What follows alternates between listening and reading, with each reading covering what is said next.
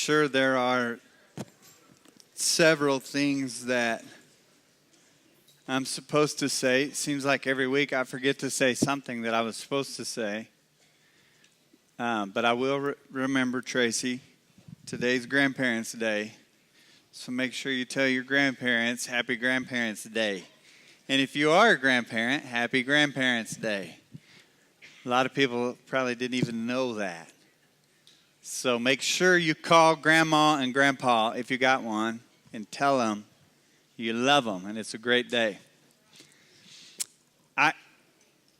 Last week we started this series called Hearing God, and it's funny the reaction that you get from people, not only from those of you that I've talked to about this subject, but the reaction that you get from other people when you talk about this, or whenever other people. I've had some conversations this past week, and people were telling me, we were talking about this series that I'm preaching, and you get this look from them on, kind of like, you know what they're saying, like, yeah, that would be nice if you could hear from God. And I'm not even sure that I'm going to finish it, because I think this subject is so incredibly important, and honestly, I feel like that we have to be convinced of it. And so I want to do everything that I can to convince you that this is the truth, and that I'm not distorting something from the scriptures like happens so often. I'm going to try to not let this, I want to use that as a lead-in to talk about something. I'm going to try to not get on a soapbox and spend too much time on it, but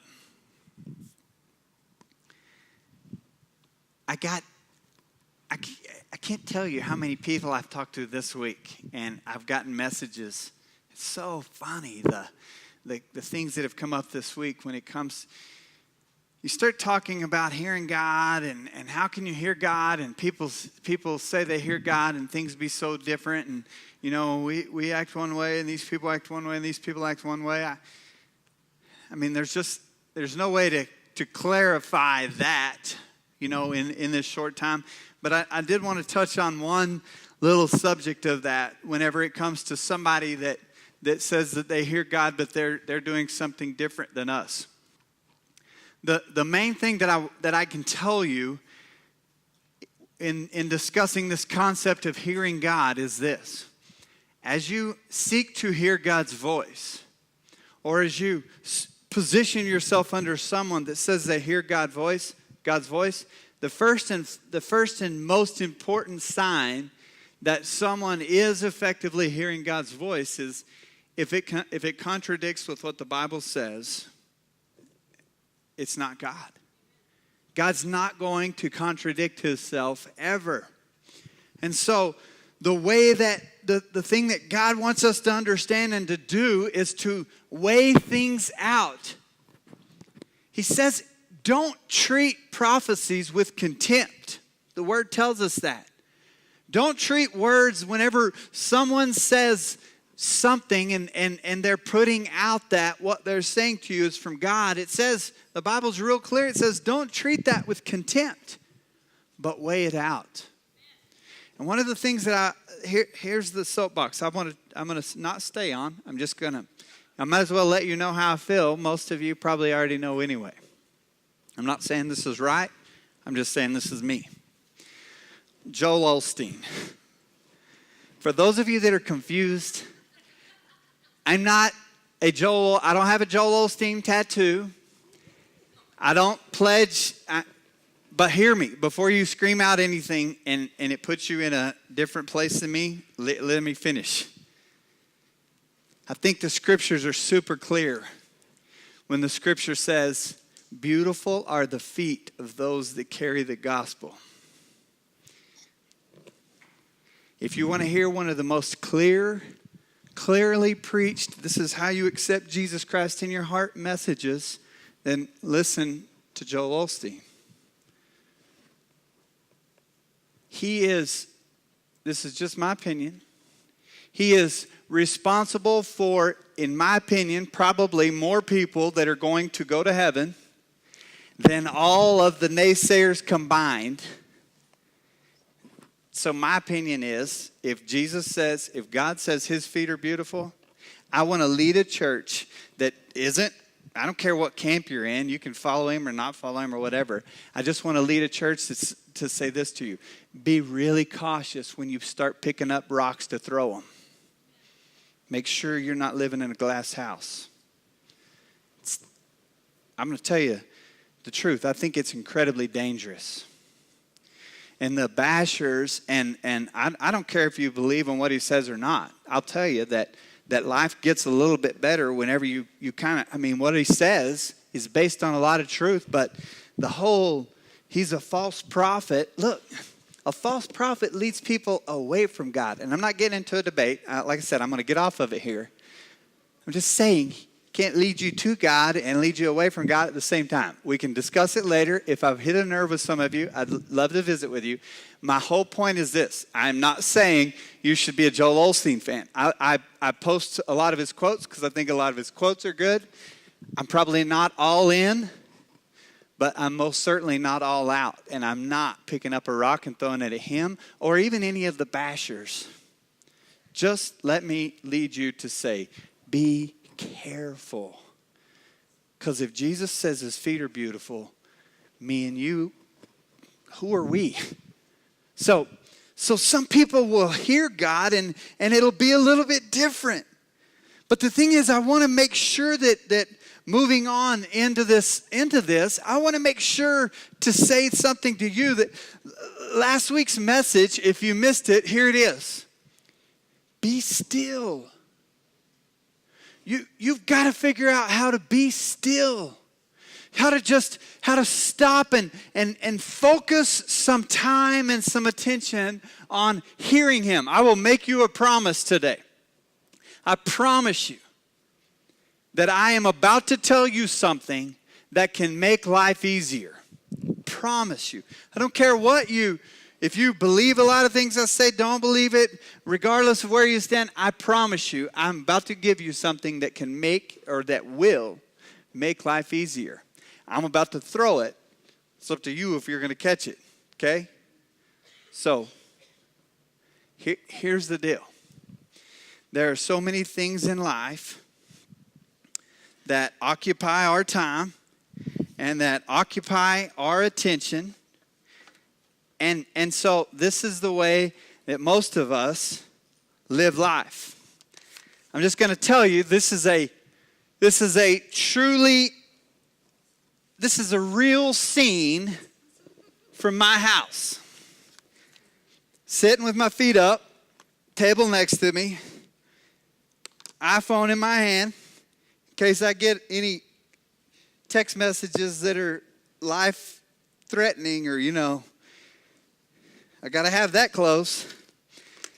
Control is on. I don't ever have anything great to watch, but it's always on. And laptop is here in place. And I'm checking, to make sure that I didn't get a Facebook message that I needed. You know what I mean? You never know. And I got to go back and look how many likes were put on the last quote and looking at Instagram and check my Instagram and make sure that everything's good. And oh, they shouldn't have said that. You kidding me? And sheesh, da-da-da-da-da. And we got all of this stuff going all the time, and yet we wonder why we can't hear God. So I promise you, here's how you hear God. You take this. I'm not sure everybody understands how these work, but if you do this, you can't get anything else out of it. It can't distract you anymore. So you just put it down here. Now, this is probably a hidden feature that a lot of you don't know about on your iPhones. But if you will hold this top button down for just a few seconds, then a new screen will come up and it says slide to power off. And if you slide that over, nobody's going to distract you. and just put it down here on your laptop. And then do the same thing with your iPad. It's a secret button on top. And then on your remote controls, the thing that's funny about remote controls, they all have one universal secret button. You know how to turn them on, but the same button that turns it on will turn it off. I know that a lot of us didn't know that. So you reach up at the top of that control, turn it off, and set it down. And what you're doing is you're preparing yourself to hear God speak. Oh, I could preach from here. This is nice. Now, I want to tell you, this is not saying the perfect way. I'm just saying this is my way. In fact, I want to read a passage to you. There's a passage in 2 Kings. It's a funny story. It's the prophet Elisha, and Elisha, the king of Israel and the king of Edom and the king of Judah have come to Elisha to ask him for a word from God. This is so awesome. If you haven't read many of stories of Elisha and Elijah, man, they were some tail kickers. And so these three kings come to Elisha and they say, hey, we need a word. And listen to what Elisha says. This is 2 Kings chapter 3, verse 14 and 15. Listen, let me just read it to you. It says, and Elisha said, as the Lord of hosts lives, before whom I stand, surely if it were not that I regard the presence of Jehoshaphat, the king of Judah, I would not look at you nor see you. He has just slapped in the face the king of Edom and the king of Israel. These three kings have come to Elijah and they've said, hey man, we need a word. And he said, I don't like you and I don't like you, but I do dig you big time. So because you're here, king of Judah, I'm going to do what you asked me to do. And you guys, I'm not real crazy about. But listen to what he says in verse 15. Now, bring me a musician. And then it happened when the musician played that the hand of the Lord came upon him. This is probably where, musicians all kind of have they kind of got that big head thing going on. Well, this is probably where it started. Elisha says, listen, I'm being so deadly serious about this. Elisha says, bring me a musician. This room, if you guys knew the things that go on in this room during the week, I think I've probably laid on every row of chairs in this room. And I'll come in here in the quiet, in the dark and in the quiet. And I get alone. And sometimes I have to come in here and set the mood. I've got something that I want you. In fact, I'm just going to let you. I don't even really care if it's awkward for you. I want you to hear one of the things that I do to set the tone for me to hear God. Go ahead. You turn everything off. You find a place. God doesn't mind if you're comfortable. And you put your head back. And you turn something on that can begin to stir your spirit. Something that can just bring a quiet. And you just listen.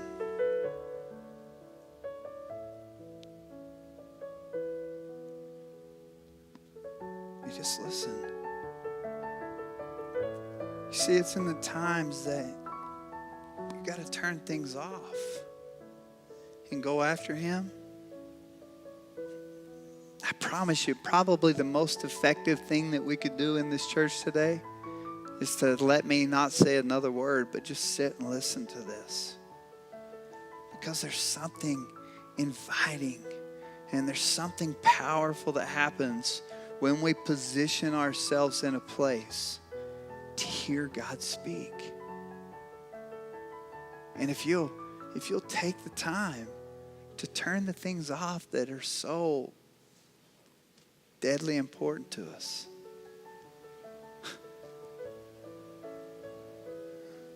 What are we going to say to God someday when we stand in front of Him? Are we going to stand in front of God and say, I couldn't hear you speak? I promise you, if you think that you're going to stand in front of Him and tell Him that you just couldn't hear Him speak, I promise you He's going to answer this to you. You wouldn't listen. And this concept of hearing God speak has everything to do with this, and this, and this, and the lack of this. You got to position yourself to hear Him speak. It's the point in life when you figure out that if I'm going to hear God speak, I may just have to turn the TV off. I may have to shut Facebook down and turn Instagram off. I may have to turn Fox News off. I may have to quiet Candy Crush. I may have to not look and see if anybody's Snapchatted me lately. There has to be a time that you set aside and you tell the world, I need you to shut up for a little bit because I need to hear God. And I'm going to go on and finish this, but I want to tell you, I don't care who you are in the room, me and you both. The problem is not your inability to hear God. The problem is your unwillingness to listen to Him.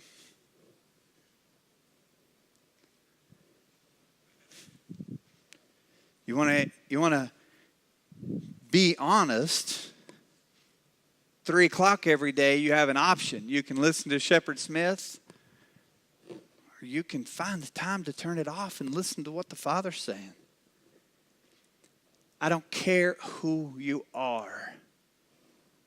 I don't care where you are in your walk with God, in your theology. I don't care if you understand all of the depths of Scripture or if you don't at all. You have the ability to hear God. You just do. You just don't have the willingness to turn everything else off. That's why it's not a crazy phenomenon that happens, Matt, when we take kids to youth camp. And yet every youth pastor across the country say the same thing. They give the same talk to their kids. You guys are the same ones that Matt took off to camp and you were dancing. And you agreed when you came back, you were still going to dance. In fact, you were going to lead the whole church and you were going to let the whole church know what it looked like for you to go after God. You were the same ones. And there wasn't something magical that happened when you went there and you came into that agreement. It's just that you shut the world up. And what happens to them whenever they go off to camp can be the same thing that you and I experience daily. It's not the power. It's not that camp is such a powerful place that God says, hey, look, the burning bush is here. Make sure you take your shoes off when you get to this place. It's not that. It's not that. It's the fact that they understand if you want to hear God speak, you've got to shut everything else off. And it's not a matter of if God speaks. It's a matter of if we'll listen. And it's just absolutely crazy that we won't listen. Look, I don't care who your team is. And I mean, I know I'm getting a little bit crazy, overly preacher here, but I mean, I'm just going to say this. I don't care who your team is. I don't care what flag you're waving in the front yard. It's like when our team wins, we can't wait to tell everybody. And when our team loses, everybody can't wait to tell us. And the truth of the matter is, we're mean to each other. We just are, man. We are looking for an opportunity to say something that will just gig somebody. And yet when we see it happening in the schools, parents are like, oh, can you believe they say this? Well, we do the same thing.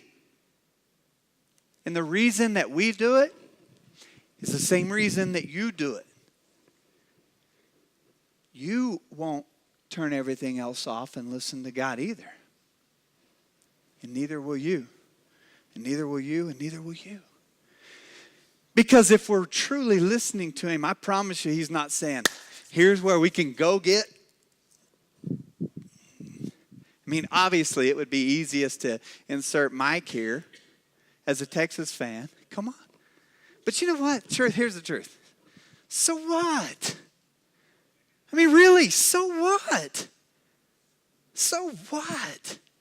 What if we were quick to those that had a team, that had a love, to go, dang, BYU, instead of running to him and being like, what happened to your team? What if we just walked up to him and said, dang, man, BYU was tough yesterday, and left it?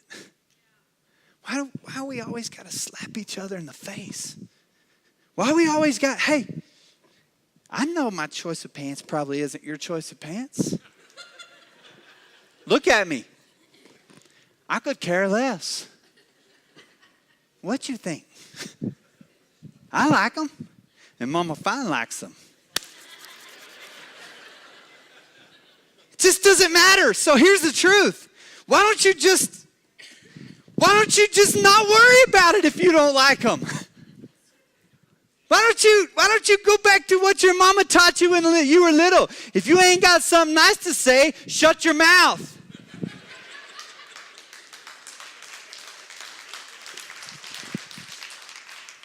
What would happen if we stopped looking for an opportunity to kick the crap out of each other and we just looked for opportunities to embrace each other and love each other? What would happen if we started just caring about each other? What would happen if we, in our stupidity, would put the rocks down that we're so ready to blast at each other and just started loving each other? Here's what it's going to take. You got to turn that off and turn these on. God is speaking. In Psalms, again, here's the thing. I don't care. I don't care. I don't care. You can make fun of me. And I'm not being overly sensitive. I'm a Cowboy fan. I don't care if you don't like them. I just do. I don't care. It's okay. But I promise you this. The Dallas Cowboys have never told me this. Psalm 16:11 says, you will show me the path of life. In your presence is fullness of joy. At your right hand are pleasures forevermore. I promise you at 3 o'clock today, I will be sitting here. This will be on, and I will watch the Cowboys probably get beat up. I can tell you right now, that's going to happen. And at 3, 4 o'clock, I will not be positioning myself to experience the fullness of his joy. Because the reality of life tells me I'm probably going to position myself for the fullness of great disappointment.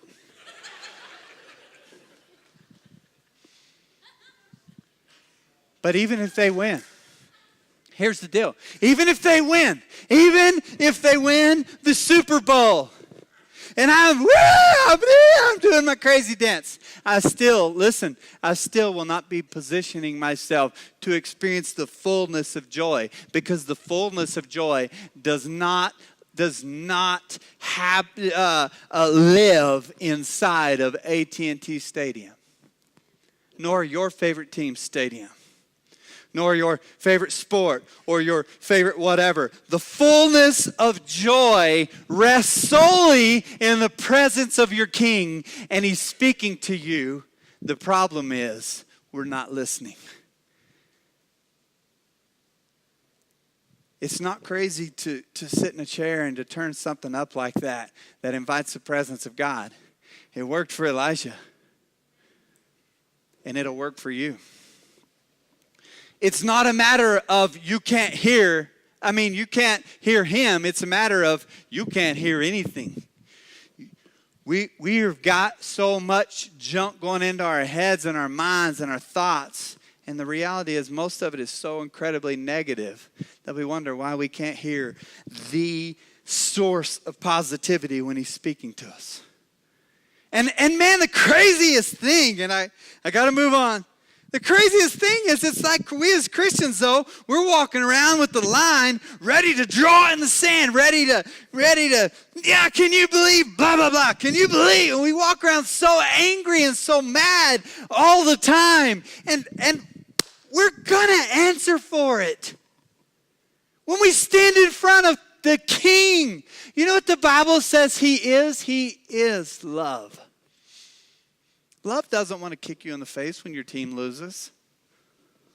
Love doesn't want to throw a rock at somebody whenever they theologically have something different to say than you do.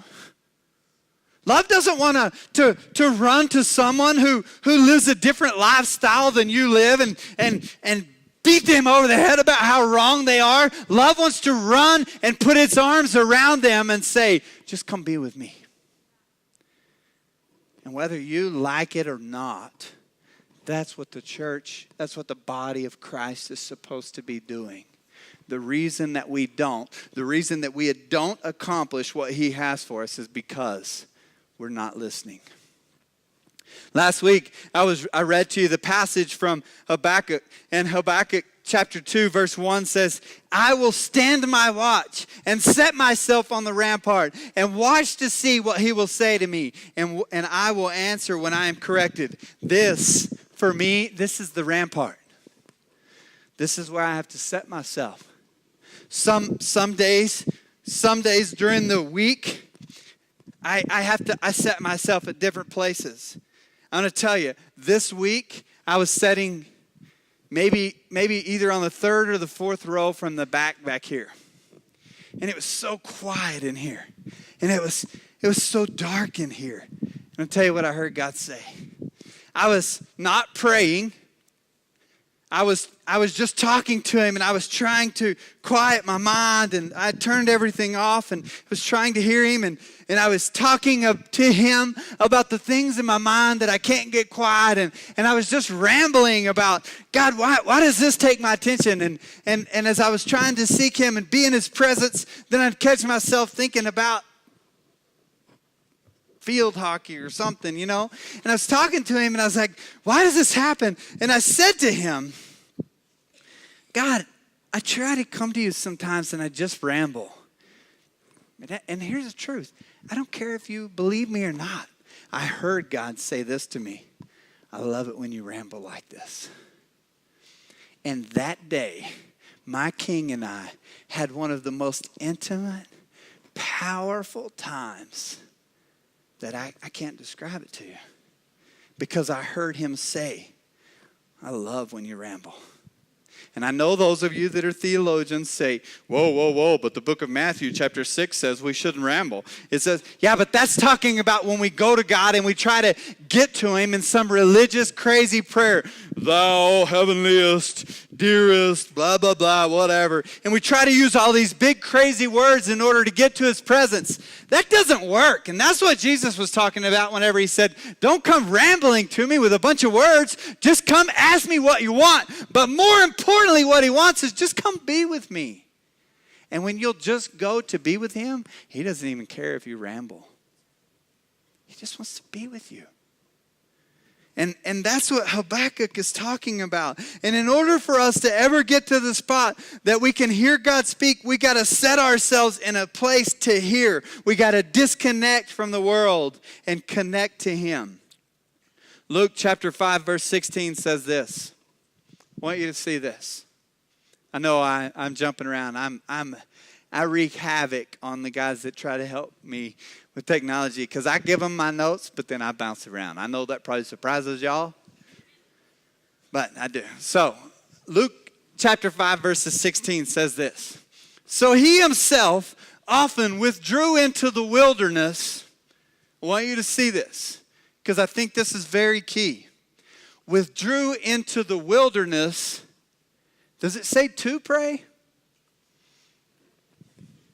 And prayed. And I got to ask you this. Truthfully, and I'm not trying to be the mean preacher today. I'm just being honest. How arrogant of lives do we live? if the King of Kings himself, who came to live on this earth, if in his demonstration of how to live life for you and I, if he withdrew into the wilderness often, what in God's green earth makes you and I think that we don't have to?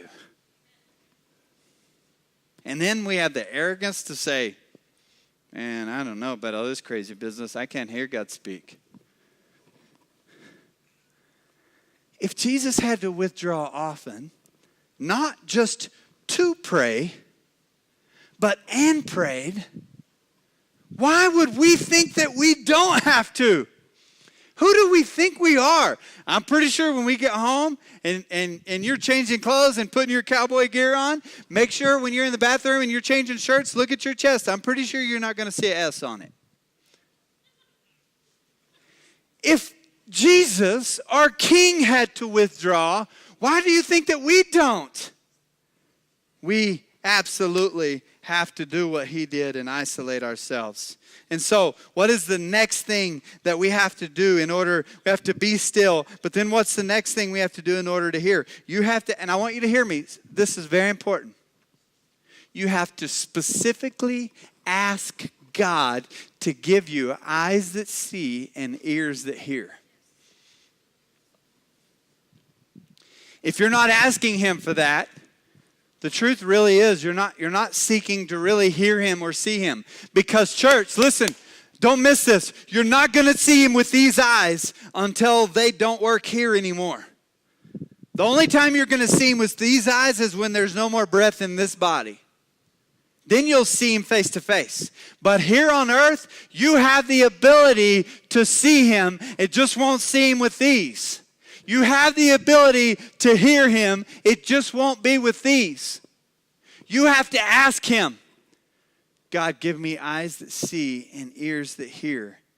Look at what the Bible says in Mark chapter 8, verses 13. Look at Mark chapter 8, verse 13. It says this, and he left them, getting into the boat again, and departed to the other side. Now the disciples had forgotten to take bread. They did not have more than one loaf with them in the boat. And he charged them, saying, take heed, beware of the leaven of the Pharisees, and the leaven of Herod. And they reasoned among themselves, oh great, it's because we don't have any bread. That's why Jesus is saying this. But Jesus, being aware of it, said to them, why do you knuckleheads? Why do you reason that it's because you don't have any bread? Do you yet not perceive nor understand? Is your heart still hardened? Having eyes, do you not see? Having ears, do you not hear? And do you not remember when I broke the 5 loaves for 5,000? How many baskets full of fragments did you guys pick up? And they said 12. Also, when I broke the 7 for the 4,000, how many large baskets full of fragments did you guys take up? And they said to him, 7. So he said to them, how is it that you do not understand? Look, the reason that we don't need to beat ourselves up too bad is because if the disciples who walked with him often could do this, now don't let this become your cop-out, because he rebuked them. But if the disciples who walked with Jesus often could do this, no wonder you and I can too.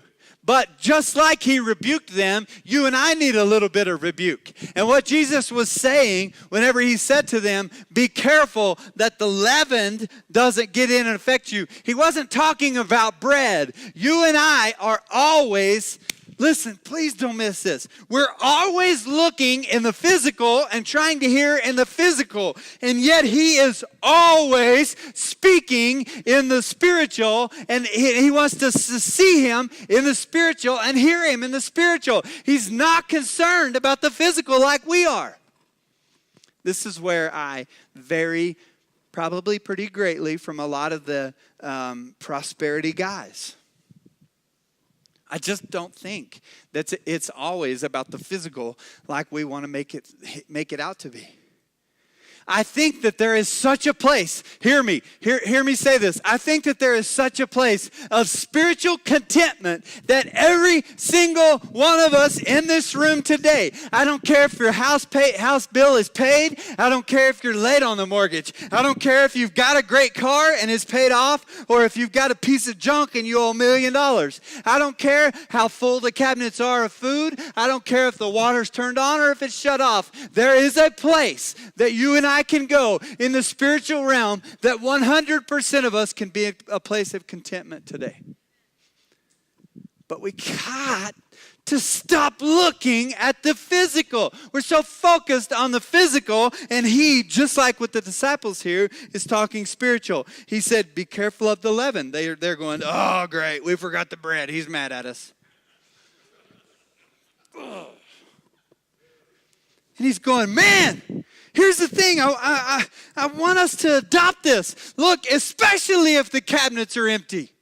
Listen, you've got to start doing what he tells you to do, because when you and I do what he tells you to do and we position ourselves underneath his flow the way we should, then I don't care if the water's shut off, go pick up a rock. When you position yourself underneath him to where it is, water doesn't have to come out of the sink. It can come out of a rock. One day we'll understand that. We're so focused and stuck. Yeah, but God, the cabinets are empty. And he's going, I don't care. Go pick a leaf off the tree. I'll make a loaf of bread out of it. He's the King of Kings. And when we seek him in the spiritual realm the way he wants us to, that's why, I'm telling you, this is the word of God. It's a promise from God. That's why he said in Matthew 6:33, seek me first. Don't seek me because the cabinets are empty. You're not seeking me first. You're seeking the cabinets and you want me to fix them. Seek me first and my righteousness, and then all of these things will be added unto you. I don't care if the car payment's late, he'll fix it. I don't care if the cabinets are empty, he'll fix it. But it's not because the car payment or because of the cabinets. It's just because he's the King of Kings. And he's speaking. He knows exactly what you're going through today. He's speaking. I know it might not feel like it, but he's speaking. So what else does it take for us to hear? We have to have the faith to know that when we ask him for ears that hear and eyes that see, that we're going to get it. Look at James chapter 1.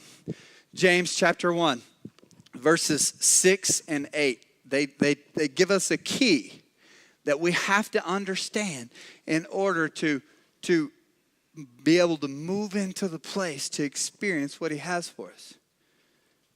James chapter 1, verse 6 through 8, it says this, but let him ask in faith with no doubting, for he who doubts is like a wave of the sea, driven and tossed by the wind. For let not that man suppose that he will receive anything from the Lord. When you are asking God, don't be double-minded. Don't be unstable in your ways. When you ask him, listen to me, church, when you ask him for eyes to see and ears to hear, then expect to hear. But then the second thing you got to do is you got to position yourself to see him and hear him. And I know that this may be shocking to you, but he's not going to tweet you.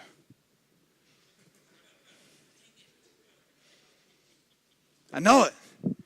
I talk to people all the time. They're like, seriously, what are you doing? I'm trying to see what God's saying. Come on, man. He's not gonna IM you. He's not gonna Snapchat you. But I promise you, he'll speak to you today if you'll listen. Let's close in prayer together. Father, you said over and over and over in the scriptures that if we would ask, you would give it. And I think that there's one other thing, God, that I want to be so clear to everyone in the room. When we seek to hear you, God, we are going to hear, and I think, one of three voices. We're either going to hear our own voice, which is really good at disguising itself, or we're going to hear Satan, who is really good at disguising himself, or we're going to hear you. And the way to test and see is to take what we believe you've said to us and weigh it out with what the scriptures say. Because God, if we'll do this one thing, I think that we're going to, here's the truth, church. Here's the truth, God. I think if we will learn to do this one thing, we will more than likely redefine our theology. Because I think truly, Jesus, that there are holes in our theology. I think that there are places that we know what you've said, but we know what we've seen. And so we are more prone to believe what we've seen than what you've said. And we're just exactly like the disciples that are going, oh, golly gee, we forgot the bread. You're mad at us, aren't you? Man, when are we going to understand that you're not mad at us, Jesus? When are we going to understand that you are love? And yes, we have to weigh out the things that we've been told, and we have to know when we come across good theology and bad theology, and we have to know what to pick up and what to set down, but we're going to know those things by hearing your voice. And the absolute truth of the matter is, if we would all resolve today to begin to hear your voice, we wouldn't find ourselves in those places to not know what to do. You have the answer for everything that we face. Everything that we face. And so, Father, I pray. I pray for myself and my family. I pray for every one of my family that's sitting in this room today. This amazing church that I'm so thankful that you let me be a part of. I pray for every one of my brothers and sisters in this room. And I ask you, God, give us ears to hear. Father, give us eyes that see beyond what these weak eyes see. To hear what these weak ears hear. We're so stuck in this realm, but we believe that there's a better realm. And we believe that you didn't lie to us or set us up for failure. I just want to say, we believe that Jesus, you meant what you said. When you said, thy kingdom come, thy will be done on earth as it is in heaven. And what I want to leave this church with today is that, God.